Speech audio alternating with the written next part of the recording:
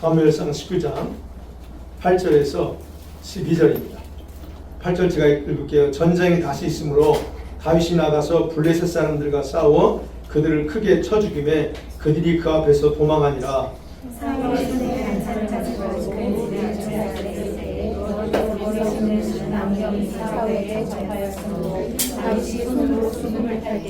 사울이 단창으로 다윗을 벽에 박으려 하였으나 그는 사울의 앞을 피하고 사울의 창은 벽에 박힌지라. 다윗이 그 밤에 도피하며 사울이 전령들을 다윗의 집에 보내어 그에게 지나가 그를 죽이게 하였지라. 다윗의 아내 미갈이 당신이 가운데 당신의 생각을 구하지 아니하며 내일에는 죽임을 당하리라 하고. 같이 읽습니다. 미갈이 다윗을 창에서 달아내림에 그가 피하여 도망하니라. 아멘. 자, 오늘은 그 19장과 20장을 보는데요. 오늘 제목을 이렇게 적어봤어요. 뉘우침과 회개의 차이점이 뭘까? 다윗이 이제 사울의 그 살해 위협을 피해서 완전히 궁을 빠져나오는, 그래서 본격적으로 광야 생활을 시작하는 그런 내용이 이제 19장부터 기록되어 있습니다. 사울의 그 다윗에 대한 그 미움 있잖아요. 지금 질투심. 이런 것 때문에 살인 시도가 계속되는데 이게 아주 이제 노골적으로 진행돼요. 네, 19장부터 그렇습니다. 다윗이 하프를 켜는 동안 창으로 2번 또 죽이려고 했죠. 실패했어요. 그러자 또 어떻게 해요? 은밀한 방법을 동원해요. 좀 치사한 방법을 동원했죠. 어떻게 합니까? 자신의 딸 미갈을 미끼로 결혼시켜줄 테니까 블레셋 병장들 그 양피 100을 가져와 그럽니다. 100명을 어떻게 상대합니까? 그러니까 그거를 해서 다윗을 블레셋 사람들을 통해 죽이려고 했는데 다윗이 그 거짓된 제안이거든요. 근데 그거를 어떻게 해요? 받아들여서 200명에 죽이고, 예.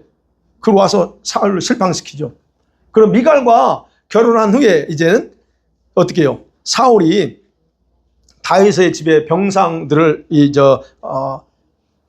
보내서 직접 죽이라고 명령하게 되고, 그리고 사울은 자기 딸을 미갈이 자기를 협력할 줄 알았어요.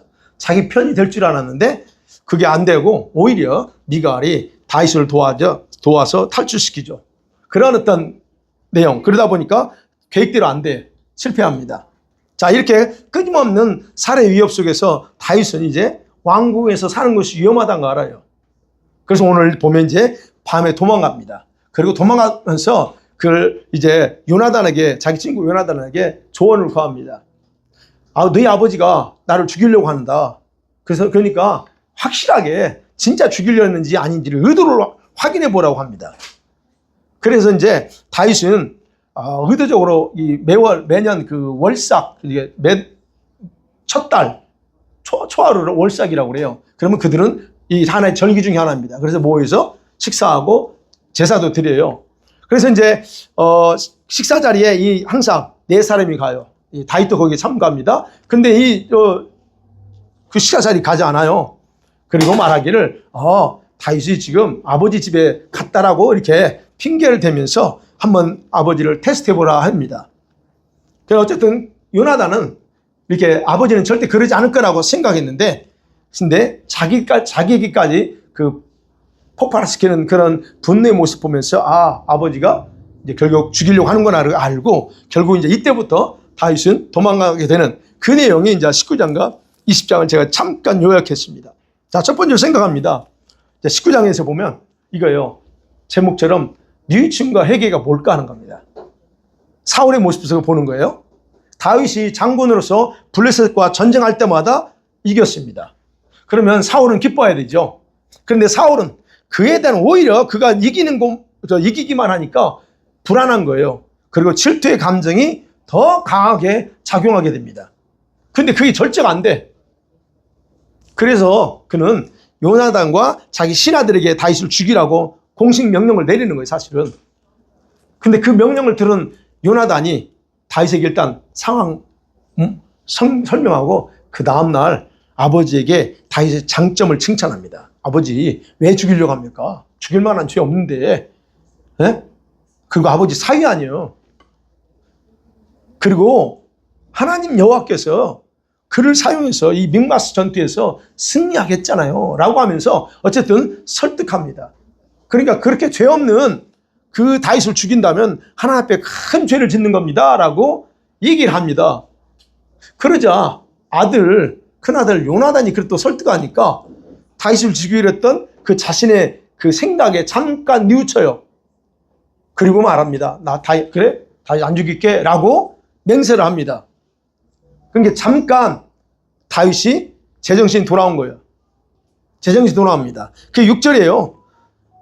사울이 요나단의 말을 듣고 맹세하되 여호와께서 살아계심을 두고 맹세하거니, 맹세까지예요. 하나님의 이름을 내걸고 맹세합니다. 자, 그렇게 해서 결국 다윗은 다시 사울 곁에서 하프를 키면서 지낼 수가 있습니다. 여러분, 사울의 그런 악한 행동과 다윗 사이에서 하나님께서 뭘 했을까요? 그럼 그잖아요. 지금 이제 다윗은 아무 죄 없어요. 근데 사울은 다윗을 죽이려고 합니다. 그러면 어쨌든 악한 사람은 다윗이 아니고 사울이에요. 그러면 이 둘 사이에서 하나님은 뭐 하고 있을까요? 하는 거예요. 하나님은 누구 입장에 서서 있어야 진짜 하나님다운 모습일까? 어떻게 해야 될 것 같아요? 자, 이것을 파악하기 위해서는 일단 하나님은 사울이 아니라 다윗에게 집중되어 있다는 걸 우리는 기억할 필요가 있습니다. 주인공은 다윗이에요. 그 전까지는 사울이었는데 바뀌었습니다. 자, 그걸 생각해야 돼요. 그렇다면 모든 것은 사울이 아닌 다윗을 위해서 일을 하나님이 시작합니다. 그러면 거기서, 그런 상황 속에서 하나님의 뜻은 뭘까? 하나님의 뜻은 뭘까요? 이미 하나님은 다윗을 기름 부어서 이스라엘의 왕으로 정했잖아요. 그런데 다윗은 사울 곁에서 지내는데 오히려 사울이 죽이려고 합니다. 그럼 왜 그런 일이 자기에게 생기는가? 다윗은 생각해 봐야 돼요. 왜 왕이 나를 죽이려고 할까? 라는 그런 생각을 해봐야 되는데 과연 다윗이 생각하고 거기 같이 있었을까 하는 거예요. 왜 이런 생각을 해야 되냐면, 여러분, 이제 우리가 오늘날 우리 신앙인들이 그러잖아요. 여러 가지 이런 일이 생기면 생각하잖아요. 왜 나한테 이런 일이 생기지? 하나님 뭐 하시지? 이런 의구심을 갖잖아요. 그럼 다윗의 입장에서 한번 생각해 봐야 돼요. 다윗은 잘못한 게 하나도 없어. 그러면 생각해야죠. 이제 우리 식구 생각, 이게 하나님이 하시는 일이야, 이 악한 영이 귀신이 하는 거야 라고 한번 분석해 봐야죠. 네. 왜요? 왜 분석해 봐야 되냐면 사울은 이미 악한 영에게 사로잡혀 있어서 언제 무슨 일이 터질지 모르는 상황이기 때문에 그걸 봐야 돼요. 물론 처음에 자기를 죽이려는 그 사울의 행동을 보고 다윗은 당황했을 거예요. 아니, 잘못한 것도 없고 오히려 전쟁에 승리하게 한 건데 왜 죽이려고 하나 당황했을 거예요. 그리고 이미 자기는 그의 사위가 됐어. 사위가 됐고 장군으로 또 승진까지 했어요. 그런 상황이면 생각해 봐야 돼요. 그렇기 때문에 오히려 또 다윗이 안심할 수도 있죠. 설마 나를 죽일까?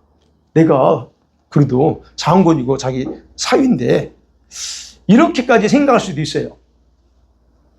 그러니까 그럼 봐야죠. 다윗을 죽이려 했던 그 사울이, 여러분, 악령이 또다시 임하면 어떻게 합니까? 무슨 짓을 할지 모르는 상황이에요.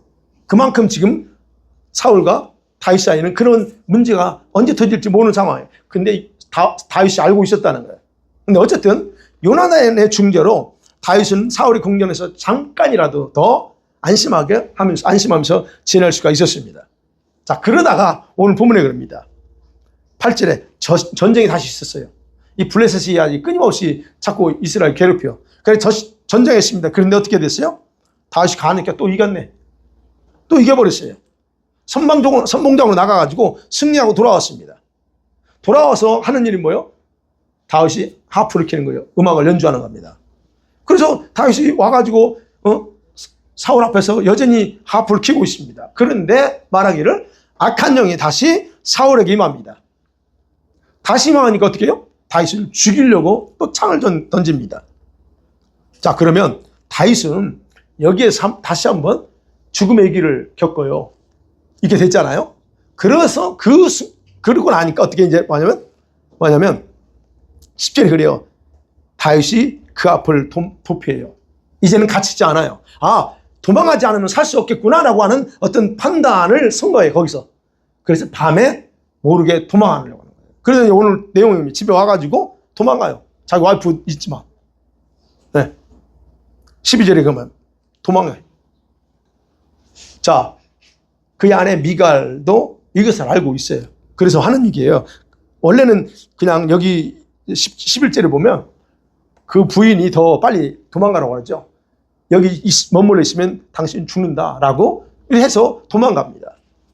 자, 바로 이런 어떤 사건 이후부터 노골적으로 사울은 어떻게 합니까? 그를 죽이라고 이제는 명령하면서 앞장서요. 그리고는 사울의 생애 전반에 이제 이 사건 이후부터 죽을 때까지 사울은 다윗을 죽이는 온 힘을 다 쏟습니다. 자기 군대까지 다 동원하고 쫓아다닙니다. 바로 이때부터 다윗은 도망자 신세예요.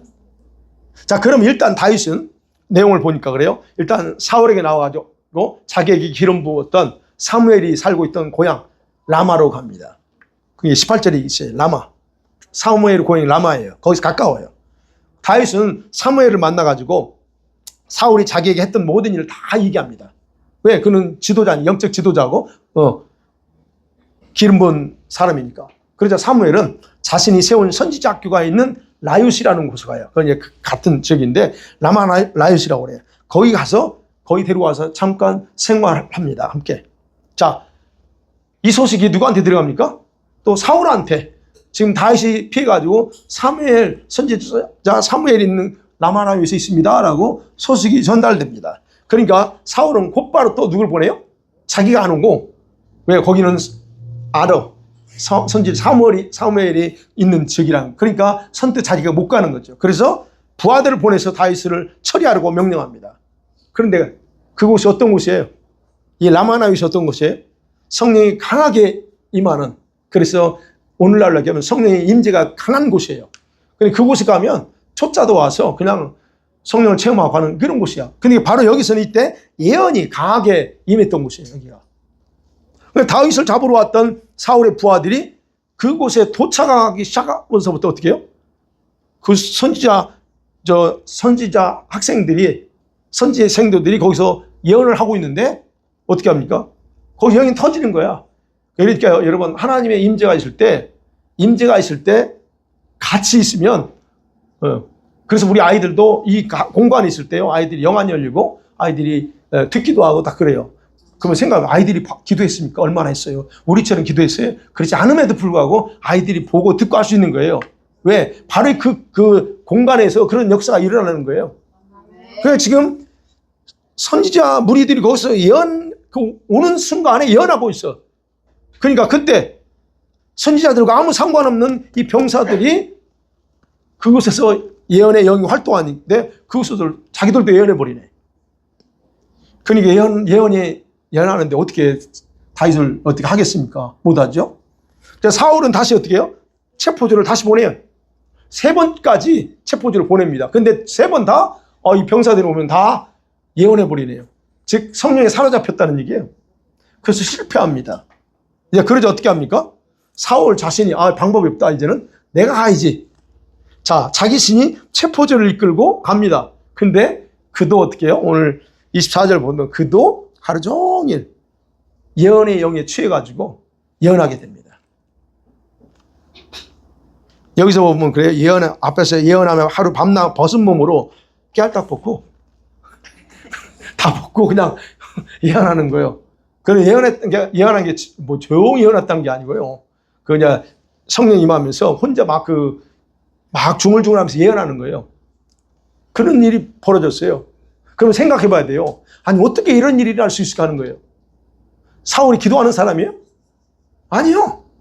기도하는 사람도 아니고 오히려 악한 영에게 조종당하고 있고 사로잡혀가지고 그런 아주 좀 이상한 상황인데도 불구하고 어떻게 그런 일이 발생할 수 있느냐 하는 겁니다. 여러분, 하나님의 능력으로는 무엇이든지 가능합니다. 네? 나귀의 입을 열어서 말까지 하게 하시는 분이 하나님이세요. 그럼 이것은 어디까지나 하나님께서 사울에게 베푸신 은혜의 한 부분이라는 거예요. 이것도 다윗 때문에 그런 거예요. 자, 이렇게까지 은혜를 주신 게 뭐냐? 하나님께서 그에게 과거에 겸손했을 때에 함께했던 신앙의 회복을 할 수는 없겠지만 이 상황에서 잡힌 상황에서 회복이 가능하겠어요? 그 마음 내면이 교만으로 질투로 분노로 살인으로 가득했는데 그게 한순간에 획가닥하고 뒤집어지지 않아요. 그거를 알아 하나님도. 그래서 과거처럼 신앙 회복시킬 수는 없겠지만 더 이상 악하게 다윗을 죽이려고 하지 말고 회개해라. 이거 회개를 촉구하는 어떤 그런 의도로 은혜를 베풀어 주신 거예요. 그러면 사울은 여기서요 다윗에 대한 감정을 어떻게 해요? 바로 정리배시해야 돼. 얘는 내가 죽일 수 없다. 이거 확실하게 가져야 돼요. 그 정리 필요했었다는 겁니다. 그리고 그는 결코 죽을 자가 아니다 라는 거. 그런 이런 어떤 위기에서도 살아남을 수밖에 없는구나 라고 하는 것을 그는 알아야 돼요. 왜? 지금 봐요. 비록 사무엘이 선지자지만 자기가 왕으로서 이미 그 정신 상태가 미친 상태에서는 뭔지든 다 할 수 있어요. 그런데 주님이 거기서 딱 막아버리잖아요. 그러면 이걸 깨달으셔야 된다는 거예요. 여러분, 하나님께서 사울에게 이렇게 긍휼을 베풀었다고 완전히 회개할 것이라고 기대하지 않아요. 저와 여러분도 잘 아셔야 돼요. 그래서 제가 뉘우침과 회개가 뭐냐 하는 거예요. 네. 누구나 이런 하나님의 긍휼을 받고 살아요. 예수 믿든 안 믿든 간에요. 이런 특별한 하나님의 은혜는 다 받고 살아요. 불신자들도 그 은혜를 가지고 살아요. 그러니까 보호받고 있는 거예요. 안 그래봐요? 그런 하나님의 은혜가 없으면 이 악한 귀신들이 사람들을 어떻게 할지 모릅니다. 왜? 한 명이라도 빨리 더 지옥에 데려가려고 무슨 짓을 할지 모릅니다. 그런데 하나님이 못하게 막아요. 그게 그들에게도 하나님이 흘려보내는 은혜라는 거예요. 그러니까 이런 은혜를 다 받고 살아. 근데 지금 그런 은혜를 받았다고 해서 그 사람들이 변화되느냐? 아니. 그 은혜를 받아요, 그 사람들은. 알지 못하지만. 근데 그게 쉽게 변화되지 않아요. 그래서 봐야 돼요. 저와 여러분이 은혜 받았어. 그럼 받았으면 뭘 보고 알아야 돼요? 은혜 받고 나서 그 후에 변화됐는가가 중요하다는 거예요. 은혜는 여기서 쉽게 받았는데 변화가 안 됐어. 그 은혜 받은 거 아니에요. 우리 아이들도 마찬가지예요. 여기서 막 열심히 하고 성경 암송했어? 잘했어. 아주 잘했어. 근데 너희들이 그 암송하고 받은 은혜가 되려면 너희들이 삶 가운데 변화가 없으면 그거는 잠깐의 어떤 것뿐에 지나지 않는다는 거예요. 그래서 우리는 늘 봐야 돼. 그 후에 내가 변화됐느냐? 그 후에 남편이 변했느냐? 아내가 변했느냐? 요걸 봐야 된다는 거예요. 사울이 변했어요? 이런 체험하고 예언까지 성령 체험한 거예요. 한마디로 성령 체험. 오늘날 우리 얘기하면 성령 체험에서 그 성령 체험하고 사울이 바뀌었냐고. 안 바뀌었어요. 20장에 보면 약간의 양심이 흔들린 정도? 그 정도에 불과했어요. 그래도 양심이 있으니까 흔들렸어요. 자, 이 사건 이후에 사울을 죽이겠다는 즉각적인 행동을 일시적으로 중단합니다. 이 체험을 했기 때문에 일시적으로 중단해요. 이게 바로 정말 뉘우침이라는 겁니다. 반성하는 거예요. 반성. 여러분, 반성이 어떤 거예요? 뉘우침이 뭡니까? 뉘우침은요, 자신이 잘못한 것을 돌아보면서 가질 수 있는 감정의 작용이에요. 이거는 사람이면 다 할 수 있어요. 네. 내가 잘못했구나. 이게 바로 뉘우침이에요. 그런데 회개는 어떻게? 그것이 회개로 이어지지 않으면, 그 뉘우침 반성하면서 회개로 이어지지 않으면 일시적인 감정의 작용에 불과하고 자기에게는 아무런 유익이 없다는 겁니다. 회개로 이어져야 돼요. 뉘우침이 있으면 반성했어요? 회개하세요.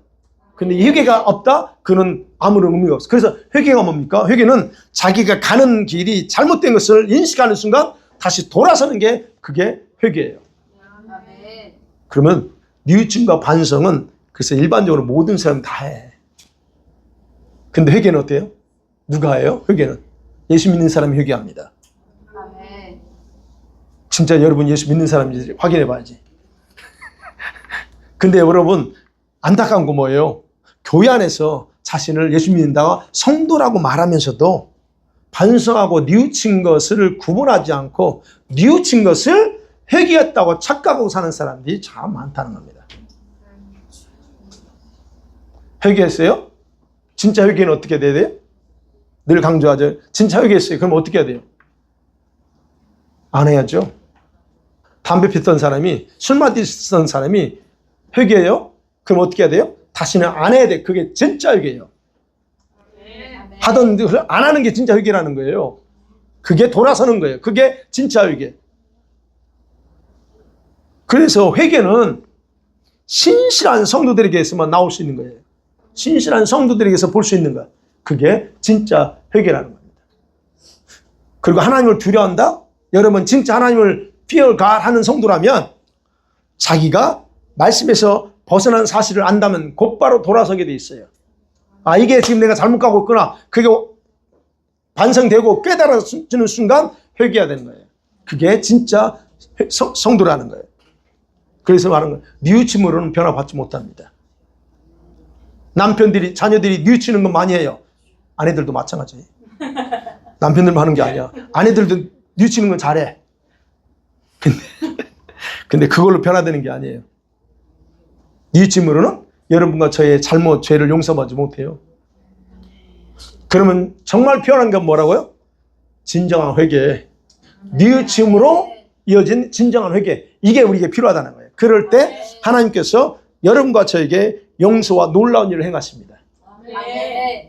그 다음에 그래서 사울이 지금 잠깐 뉘우쳐 반성을 해. 아, 그래서 다윗을 쫓는 걸 중단하는 거예요. 그 다음에 20장에 보면 그렇습니다. 이제 20장의 내용을 보면 어떻게 하냐면 이거예요. 하나님이 다윗과 요나단을 분리시켜 버립니다. 물론 이제 다윗이 광야를 가는데 그게 분리시키는 게 하나님 입장에서는 뭐냐면 사울이 이 라마나에서 그런 하루 종일 예언하는 성령 체험을 했잖아요. 그러자 그 길을 통해서 다윗은 라마나윗을 빠져나서 기부하러 가요. 요나단이 살고 있는데 고향으로 가요. 자가 사울의 고향으로. 거기서 요나단을 만납니다. 그 만나서 뭐예요? 다윗은 그게 또 말아요. 자기 하소연하는 게 내가 죽을 지가 뭐 있냐니까요. 내가 왜 죽어야 되냐면 자신의 그 감정을 표출해요. 요나단한테.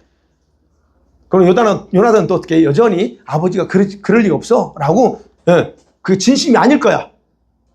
그냥 아버지의 일시적인 감정 때문에 그럴 거라고 말하면서 죽지 않을 거야. 걱정하지 말라고 위로를 합니다. 그러면 사울은 어때요? 사울은 라마나이옷에서 예상치 않는 성령 체험을 했어. 성령 체험을 하고 나서 다윗에 대한 그 작은 뉘우침, 이것이 감정이 일시적으로 사그라졌어요. 근데 오래가지 못해요. 오늘 20장이 나옵니다. 오래가지 못해요. 사울의 감정이 며칠 갔을까요? 오늘 여기 보면 한 3일 갔어요. 3일 지나서 다시 솟구쳐 올라오는 이거를 절제하지 못해요.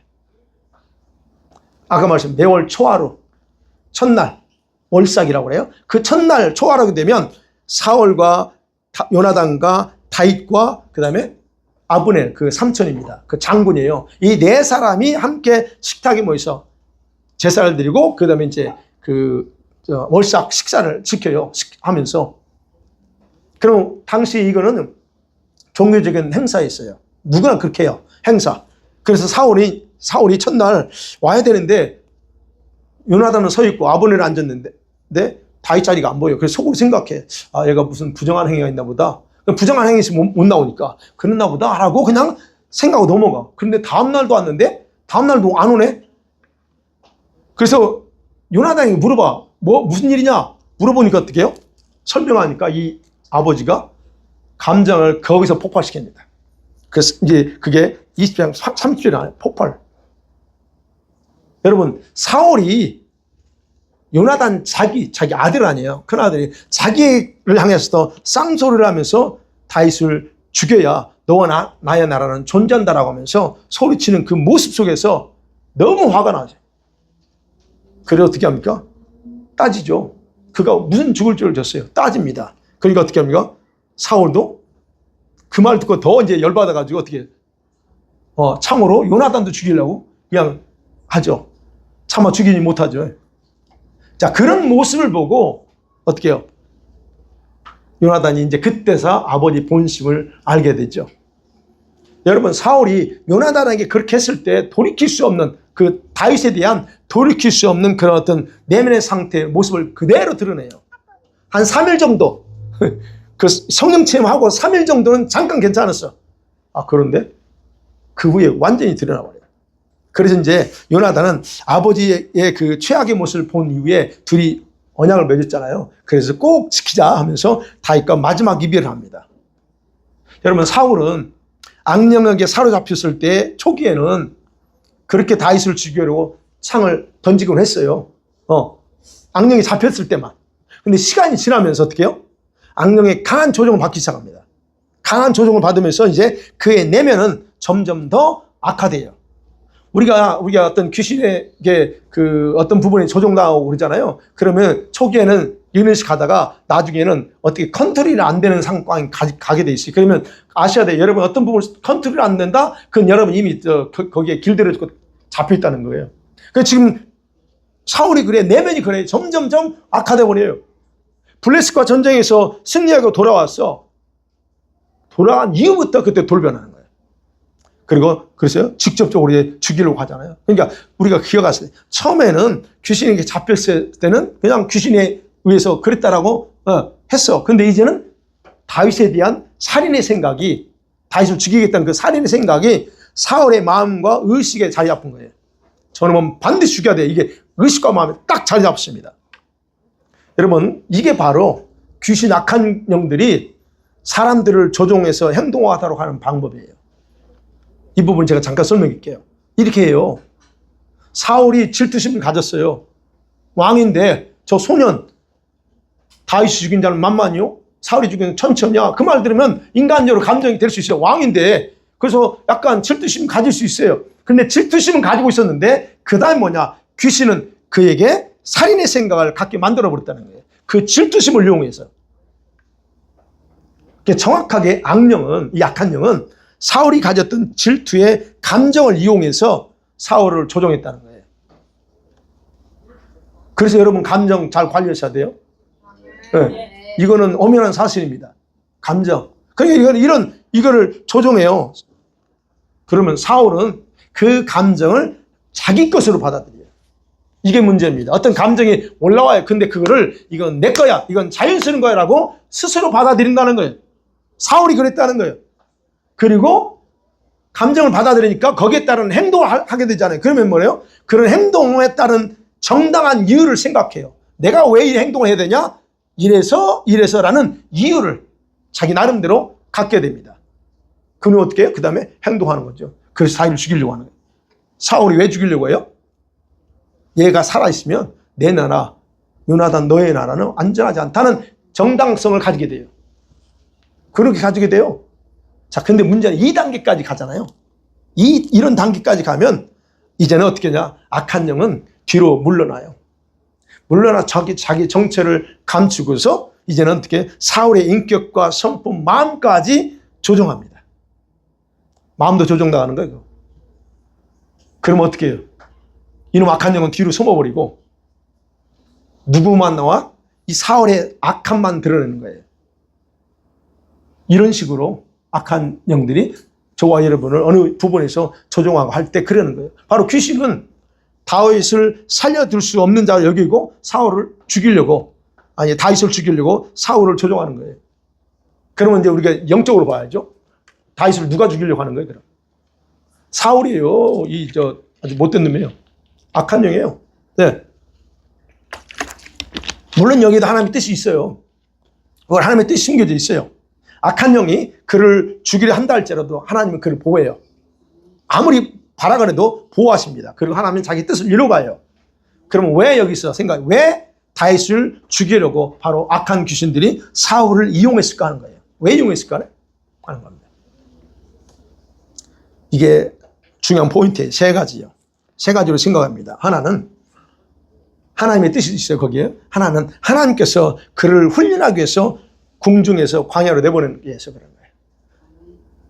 사울이 그를 내버려두시면 안 나가요. 사울은. 다윗은 궁중에서의 생활은 안락하고 편안한 생활이야. 왜? 자기가 또 인기가 있어. 잘나가죠. 가는 곳마다 이기니까. 그러면 얼마나 대우받을 것 같아요? 그러니까 편안한 생활에 자기 발전이 쉽게 일어날 수 없는 환경이 바로 공중이에요. 자, 여기에서 훈련 될 것 같죠? 아, 내 고습 내가 그냥 하면서 훈련 받죠. 우리는 보통 다 그렇게 생각해서 편안한 생활 속에 내가 충분히 훈련한다고 그래. 해봐요, 한번. 되나? 인간이 안 돼요, 그거. 네, 될 것 같은데 안 돼. 오히려 안락함에 젖어들 가능성이 더 많아. 90%예요. 내가 볼 때 90%. 저도 그 경험해 봤죠. 하나님 걱정하지 마. 제가 기도할 때니까 일 좀 할게요. 왜냐면 이제 저기 다시 와서 이제 돈이 없으니까 뭐 주님은 계속 기도만 하래. 근데 기도만 하겠으면 돈을 줘야 될, 렌트 비용 줘야 될 거 아니에요. 아니 진짜 그래서 카드를 얼마나 썼는지 몰라요. 7, 8점 카드 렌트비 내야 되는데 없어. 그러면 카드 쓰죠. 먹을 것도 카드 써야 되고. 나중에는 기도 계속했어요. 하나님 물질 좀, 근데 물질 달라는 기도 못했어요. 저는 그 기도는 안 나와. 이상하네. 하나님 물질 좀 주세요. 이 기도를 많이 못했는데, 그러니까는 어떻게 해요? 나중에 안 되겠어. 하나님 제가요 기도를 할 테니까요. 기도할 테니까 옛날처럼 일 좀 하게 해주세요. 근데 이미 저게 딱 마음 먹고, 제가 그때 당시는 이제 그런 쪽에 경력자니까 하면 그때 뭐 시간당 꽤 높았어요. 그러니까 제가 한번 잠깐 나갔다면 좀 벌어와요. 그러니까는 근데 이제 일할 테니까, 아니 기도할 테니까 해주세요. 그럼 마음을 딱 정해놓고 제가 하나님 기도하니까 어느 날 그러시더라고. 일해라 그러더라고. 이미 이게 왜 응답이냐면 우리가 마음이 어떤 걸 딱 마음에 생각하고 기도하잖아요. 100% 이미 내 마음은 정했기 때문에 하나님은 뭐 응답하고 어쩌고 할 거 없이 이미 내가 정한 상태이기 때문에 내가 그대로 할 걸 알아. 그 주님이 승낙만 해주는 거야. 그렇게 할 경우에 너가 기도 못하는 걸 아시지만 내가 내 마음에 정해놓고 기도할게요. 그런 마음은 이미 일하는 쪽으로 내가 기울어 있거든. 그럼 그 상태에서 안 돼 라고 해도 한다니까요. 내가 기도 내가 안 할 수 있다는. 그러니까 주님이 그래서 승낙만 그래 알았어. 근데 정신 바짝 차리죠. 그래서 처음에는 얼마나 일하고 하면서도 하겠어요. 근데 점점 어떤 늦게 끝나지 뭐 하죠? 그러니까 이제 점점 처음부터 그런 게 아니에요. 점점 시간이 줄어들고 피곤하니까 못하고 이게 스텝 바이 스텝으로 가요. 결국 그래서 하다가 결국은 기도가 뚝 뚫어버리죠. 이게 안 된다는 거예요. 그게 기본적으로. 그래서 하나님은요, 이 다윗도 마찬가지. 하나님은 자신의 계획대로 하기 위해서 악한 영들이 그를 죽이고자 하는 것을 허용하는 거예요. 이런 차원에서 그랬다는 거예요. 두 번째는 이 악한 영은 그가 왕이 됐을 때에, 다윗이 왕이 됐을 때 그를 통해서 하나님께서 이스라엘에게 일으킬 엄청난 변화를 막고 싶어 했다라고 저는 묵상하면서 그랬어요. 왜 이놈이 악한 것들이 죽이려고 있을까? 왜냐하면 다윗 지금까지도 인본주의예요. 지금 인본주의 정신이고 자기중심이고 그다음에 혼합종교 길들여 있었어요. 지금도. 근데 그런 백성들을 뭘로 바꿔요? 하나님 중심 바꿔버려요. 다윗이 왕이 되면서 전부 다 바꿔요. 하나님 중심 전부 다 바꿔요. 그렇게 바꿀 리더야. 이 악한 세계에서 볼 때, 이 악한 귀신들이 볼 때 이는 개혁자야. 종교 개혁할 인물이야. 그러니까 그런 부분에서 종교가 이스라엘이죠. 이스라엘 어떤 종교를 개혁한다면 이 영계에서 이 귀신들이 엄청난 변동, 이걸 어떻게 감당해. 그러니까 사전에 그래서 악한 것들이 그거를 방해했다라고 생각하고, 마지막 하나 더 요나단과 분리시키는 거예요. 하나님 왜 이렇게 하느냐? 요나단과 분리해야 하기 때문에 그래요. 무슨 말이냐면 요나단이 정말 그를 자기 생명처럼 사랑했다고 했잖아요. 그러나 사울은 요나단을 자기 왕으로 생각하고 있어요. 그래서 너 나라와 내 나라 안전하지 않아, 그 얘기하는 거예요. 네.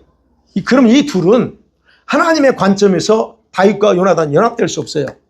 인간적으로는 이렇게 그런 관계지만 연합될 수 없다는 거예요. 물론 요나단은요, 실제 왕의 아들이기 때문에 사울이 죽는다? 그러면 당연히 이어받아요. 근데 하나님의 계획에서는 아니거든. 하나님의 관점에서는 다윗이 왕이기 때문에 그래서 두 존재가 같이 함께 할 수 없어요. 물론 나중에 요나단이 다시 만나서 알아요. 본인도 알아. 내가 왕이 될 수 없다는 거 알아. 그리고 너가 하나님이 왕 시킬까 이걸 알긴 하지만 그러나 주님은 아예 애초부터 분리시켜서 이렇게 하는 작업을 바로 하기 위해서 바로 그런 일을 하나님이 하셨다는 거예요.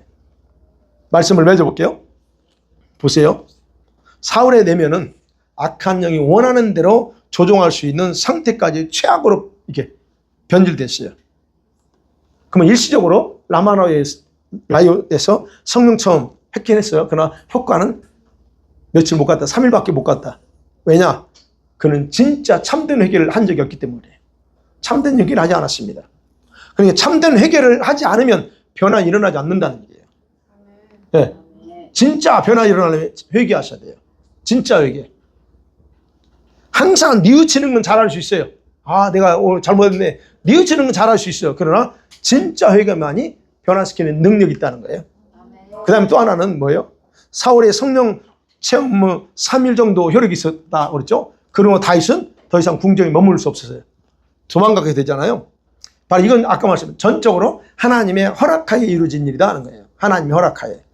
그리고 모두 다윗을 훈련하고 왕으로 준비시키기 위한 과정의 시작일 뿐이다 하는 거예요. 그러면 다윗의 입장에서 어때요? 고난이에요. 광야 생활이야 이제. 쫓기는 생활. 이게 편한 거 아니잖아요. 고난이야. 근데 그 고난은 뭐냐? 다윗을 그릇으로 만드는 거예요. 금그릇으로, 즉 리더로 장차 하나님이 생각한 위대한 왕으로 만드는 그런 필수 과정이었다는 거예요. 이게 여러분 이런 방법이 성경 전체 역사에 누구에게나 동일하게 사용하신 하나님 방법이에요. 그러니까 저와 여러분도 편하게만이 아니고 일정 고난, 어려움 이거 좋아하셔야 돼요. 아니 좋아. 아멘. 아, 말이 좀 그런가? 고난을 몸으로 받아야 돼요. 바로 하나님께서 나는 그렇게 생각하는데 하나님께서 여러분을 쓰고 싶어서 지금까지의 인생 여정 속에서 고난으로 훈련하셨어요. 고난 없었던 분 있어요? 그만 아이고 큰일 났네. 앞으로 빡세게 받아야 되는데. 근데 지금까지 오면서 고난을 받아왔다? 이게 바로 주님이 여러분은 알든 모르든 간에 훈련하시는 그런 과정을 지나왔다는 겁니다. 아멘? 그러니까 앞으로 받으라고는 안 할게요. 받아왔어.